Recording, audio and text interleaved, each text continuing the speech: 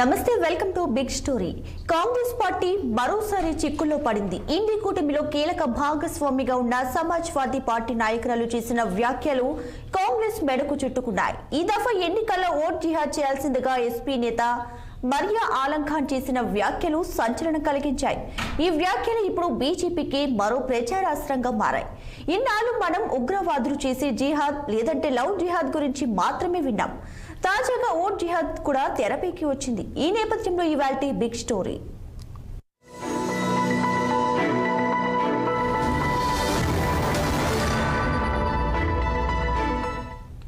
సల్మాన్ ఖుర్షిద్ ఈ పేరు చెప్పగానే ఎవరికైనా గుర్తుకొచ్చేది కాంగ్రెస్ పార్టీనే. సీనియర్ అడ్వకేట్ అయిన సల్మాన్ ఖుర్షిద్ కాంగ్రెస్ పార్టీలో ప్రముఖ నేత. అంతేకాదు, గతంలో కాంగ్రెస్ హయాంలో ఆయన విదేశాంగ మంత్రిగా కూడా పనిచేశారు. అలాంటి వ్యక్తి సమీప బంధువు మరియా ఆలం ఖాన్ ఆయన సమక్షంలోనే చేసిన వ్యాఖ్యలు సంచలనం కలిగిస్తున్నాయి.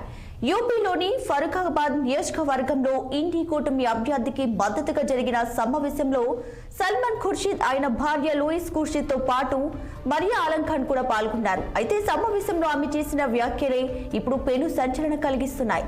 ఈ సమావేశానికి సల్మాన్ ఖుర్షిద్ ముఖ్య అతిథిగా హాజరు కావడం విశేషం. ఈ సమావేశం ఫరూఖాబాద్ లో ఇండి కూటమి నిర్వహించిన తొలి సమావేశమే ఈ విధంగా జరిగితే ఇక తదుపరి సమావేశాలు ఎలా ఉంటాయో సులభంగా ఊహించుకోవచ్చు అనే వ్యాఖ్యలు వినిపిస్తున్నాయి.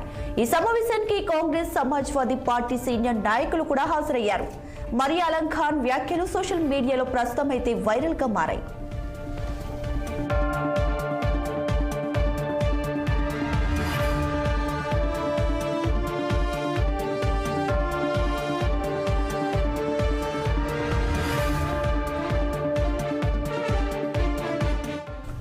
ఇక ఇండి కూటమి అభ్యర్థికి మద్దతుగా జరిగిన సమావేశంలో మరియా ఆలం ఖాన్ మాట్లాడుతూ ఎంతో తెలివిగా ఓట్ జిహాద్ చేయాలని పిలుపునిచ్చారు. ఈ విధంగా ఓట్ జిహాద్ చేయడం ద్వారా మాత్రమే ప్రస్తుతం కేంద్రంలో అధికారంలో ఉన్న పార్టీని తొలగించడం సాధ్యమవుతుందన్నారు.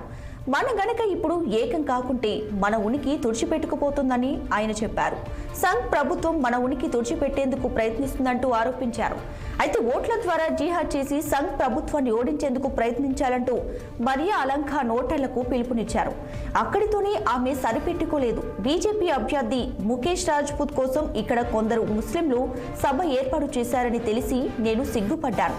ఆ ముస్లింలను ఈ సమాజం బహిష్కరించాలి. మీరు స్వార్థపరులుగా మారొద్దు, మన పిల్లల జీవితాలతో ఆడుకోవద్దు అంటూ కూడా మరియా ఆలం ఖాన్ అన్నారు. అంతేకాదు, సల్మాన్ ఖుర్షిద్ గురించి ఆమె ప్రస్తావించారు. ఎంతో మంది యువకుల కేసులను సల్మాన్ ఖుర్షిద్ వాదిస్తున్నారని, వారు కూడా పౌరసత్వ సవరణ చట్టం తదితరాలను వ్యతిరేకించిన సందర్భాలకు సంబంధించినవని కూడా మరియా ఆలం ఖాన్ అన్నారు.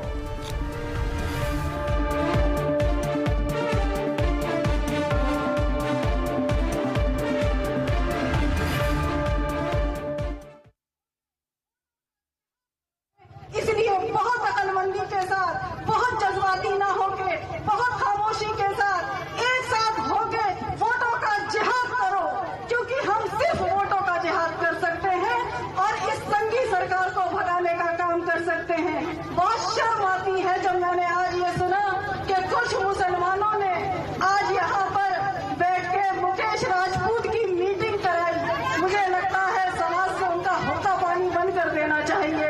इतने मतलबी मत बनो कि बच्चों की जिंदगियों से खेलो, हमारे बच्चों की जानों से खेलो।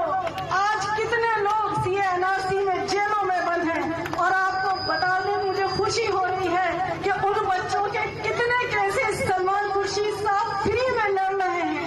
ये बहुत बड़ी बात है। हम लड़ रहे हैं, आपके लिए संघर्ष कर रहे हैं, लेकिन अगर आप साथ नहीं दोगे तो हम अकेले कुछ नहीं कर सकते, क्योंकि हमारी ताकत आप हो। और आप अगर ऐसे दिल छोड़ के बैठ जाओगे कि अब कुछ नहीं होगा तो మరియా ఆలం ఖాన్ చేసిన వ్యాఖ్యలు దేశవ్యాప్తంగా సంచలనం కలిగించాయి. మతం ప్రాతిపదికన ఓట్లు కోరుతూ ఆమె ఎన్నికల ప్రవర్తన నియమావళిని ఉల్లంఘించారంటూ ఫరూఖాబాద్ పోలీసు అధికారులైతే స్పష్టం చేశారు. ఇక ఆమెపై FIR దాఖలు చేశారు. ఉద్దేశపూర్వకంగా మతపరమైన విశ్వాసాలను అవమానించడం, మతాల మధ్య విద్వేషాలను రెచ్చగొట్టడం, అధికారుల ఆదేశాలను ఉల్లంఘించడం తదితర కారణాలపై ఆమెపై కేసు నమోదు చేశారు. కాంగ్రెస్ నేత సల్మాన్ ఖుర్షిద్ పై కూడా కేసు నమోదు కావడం విశేషం. మరియా ఆలం ఖాన్ వ్యాఖ్యలపై స్థానిక బీజేపీ నాయకులైతే ఆగ్రహాన్ని వ్యక్తం చేస్తున్నారు. కాంగ్రెస్ పార్టీ సమాజ్వాదీ పార్టీల మెంటాలిటీని మరియా వ్యాఖ్యలు ప్రతిబింబిస్తున్నాయని, ఆమె మాటలు వింటుంటే పక్కనే ఉన్న పాకిస్తాన్ గుర్తుకు వస్తుందని అన్నారు. ఈ విషయంపై ఎన్నికల సంఘానికి కూడా ఫిర్యాదు చేశామన్నారు. లవ్ జిహాద్, ల్యాండ్ జిహాద్, తాజాగా ఓట్ జిహాద్, ఏ రకమైన జిహాద్నైనా తాము సహించబోమని UP deputy CM Keshav Prasad Maurya హెచ్చరించారు.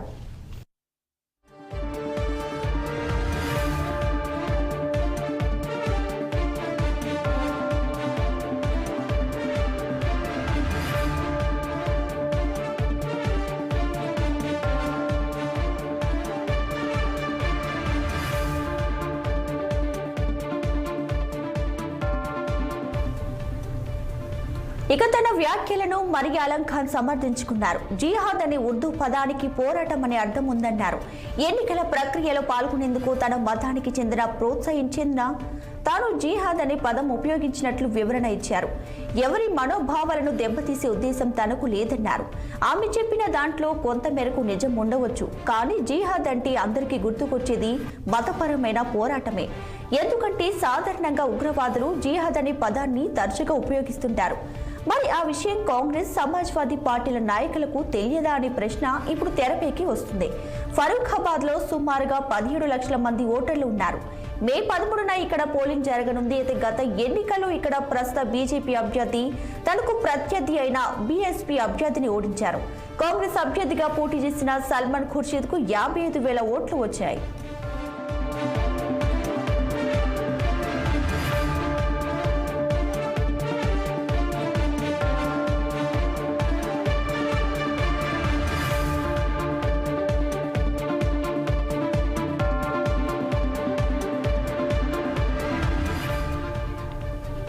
ఇక మరియా ఆలం ఖాన్ వ్యాఖ్యలపై బీజేపీ నేతలు ఘాటుగానే స్పందించారు. ముస్లింలు అభివృద్ధి సాధించాలంటే వారిని ముస్లిం నాయకుల నుంచి కాపాడాల్సిన అవసరం ఉందన్నారు.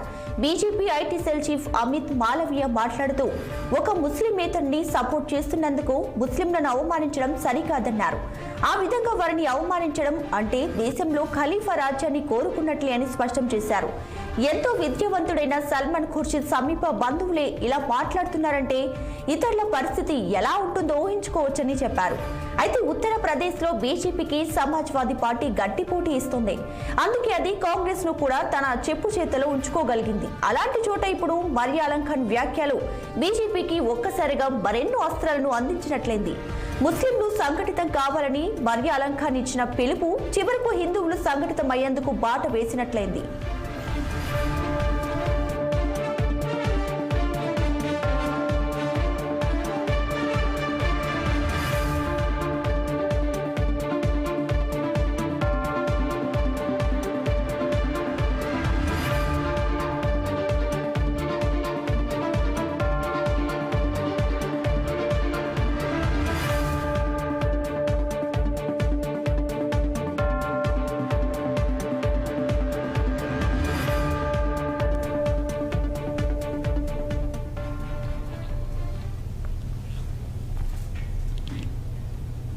యూపీలో ఓట్ జిహాద్ కు బహుశా కేరళ ఓట్ జిహాద్ స్ఫూర్తినిచ్చినట్లుగా ఉంది. కేరళలో ఉన్న తమ ఓటు హక్కును వినియోగించుకునేందుకు గల్ఫ్ దేశాల నుంచి వేల సంఖ్యలో ముస్లింలు కేరళకు వచ్చారు.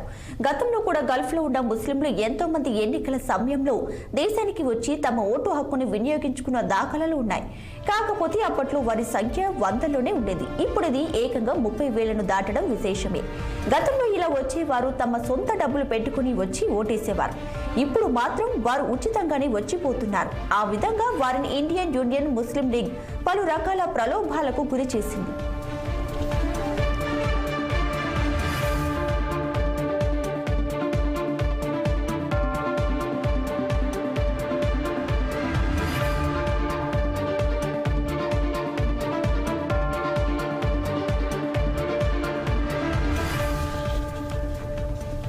గల్ఫ్ లో వేల సంఖ్యలో కేరళ ముస్లింలను ఎన్నికల నాటికి కేరళకు తిరిగి వచ్చేలా ముస్లిం లీగ్ తగు ఏర్పాట్లు చేసింది.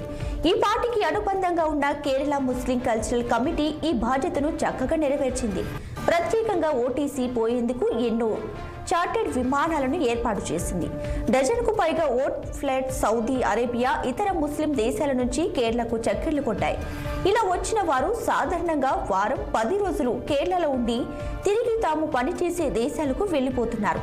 అయితే సెలవులు ఎక్కువగా దొరికిన వారి కోసం కూడా ప్రత్యేక ఏర్పాట్లు చేశారు.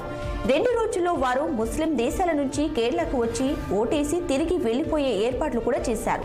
దీన్ని బట్టి చూస్తుంటే దేశంలో ఈ దఫా ఎన్నికలను ఇండి కూటమిలోని ముస్లిం లీగ్ ఎంత ప్రతిష్టాత్మకంగా తీసుకుందో అర్థమవుతుంది. సాధారణంగా ఒక్క ఓటుపై గరిష్టంగా 5 నుంచి 10,000 రూపాయల దాకా వెచ్చించిన ఉదాంతాలను ఇప్పటికే మనం చాలా దగ్గర చూసాం. అయితే కేరళలో మాత్రం ఈ తరహా ఓట్ ఫ్లైట్ ఖర్చు ఒక్కో ఓటుకి 50,000 దాకా అయినా కూడా ముస్లిం లీగ్ వెనుకడుగు వేయలేదు. ఏప్రిల్ 26న కేరళలో ఎన్నికలు జరిగాయి.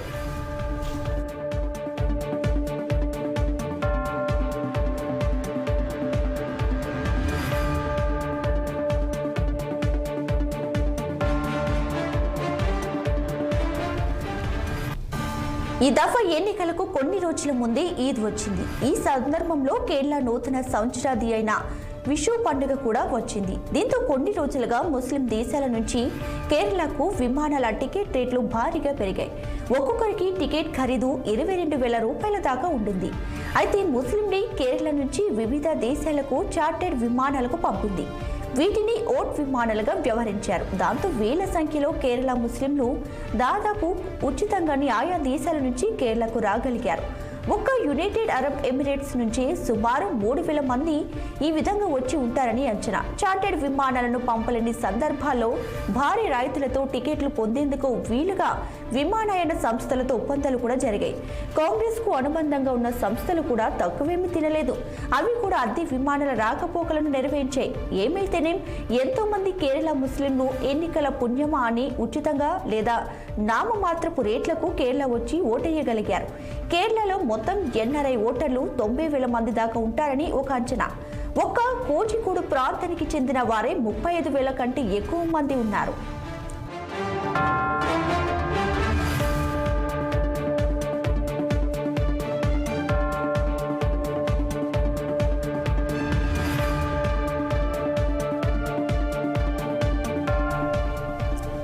కేరళలో కాంగ్రెస్ సారథ్యంలోని ఇండి కూటమిలో ముస్లిం లీగ్ కూడా ఉంది. దేశమంతా పొత్తు ఉన్నప్పటికీ కేరళలో మాత్రం వామపక్షాలు కాంగ్రెస్ తో హోరాహోరీగా తలపడుతున్నాయి. ఈ నేపథ్యంలో కాంగ్రెస్ అభ్యర్థుల విజయానికి ముస్లిం లీగ్ ఛాయశక్తుల కృషి చేస్తోంది. అందులో భాగంగానే ఎన్ఆర్ఐ ఓటర్లను పోలింగ్ సమయానికి కేరళకు రప్పిస్తుంది. వడకర నియోజకవర్గాన్ని ఉదాహరణగా తీసుకుంటే అక్కడ కాంగ్రెస్ నుంచి షఫీ పోటీ చేస్తున్నారు. సిపిఎం నుంచి కేకే శైలజ బరిలో నిలిచారు. ఇక షఫీకి మద్దతుగా ముస్లిం లీగ్ నిలిచింది.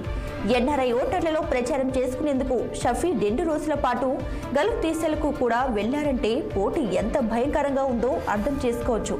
ఇక సిపిఎం అభ్యర్థి శైలజకు ప్రజల్లో మంచి పలుకుబడి ఉంది. ఈ నేపథ్యంలో ఆమెను ఓడించాలంటే గల్ఫ్ దేశాల నుంచి ఎన్ఆర్ఐ ఓటర్లను రప్పించక తప్పదని ముస్లిం లీగ్ కాంగ్రెస్ భావించాయి. అందుకు తగ్గ ఏర్పాట్లు కూడా చేశాయి. ఈ తరహా ఓటు విమానాలపై వామపక్ష నాయకులు నిరసన వ్యక్తం చేశారు. తమ వద్ద నిధులు లేని కారణంగా ఓటు విమానాలను ఏర్పాటు చేయలేకపోయామని వాపోయారు.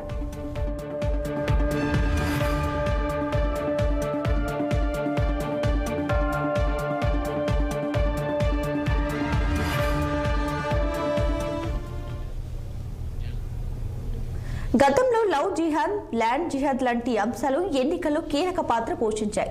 ఈ దఫా మాత్రం ఓట్ జిహాద్, ఓట్ ఫ్లైట్ లాంటి అంశాలు కూడా తెరపైకి వచ్చాయి. మొత్తం మీద పరిస్థితి చూస్తుంటే సమాజంలోని భిన్న సమూహాలు వేటికి వేగా సంఘటితం అవుతున్న సూచనలు కనిపిస్తున్నాయి. వీటన్నిటి ఫలితం ఎలా ఉంటుందో కౌంటింగ్ నాడు తేలనుంది.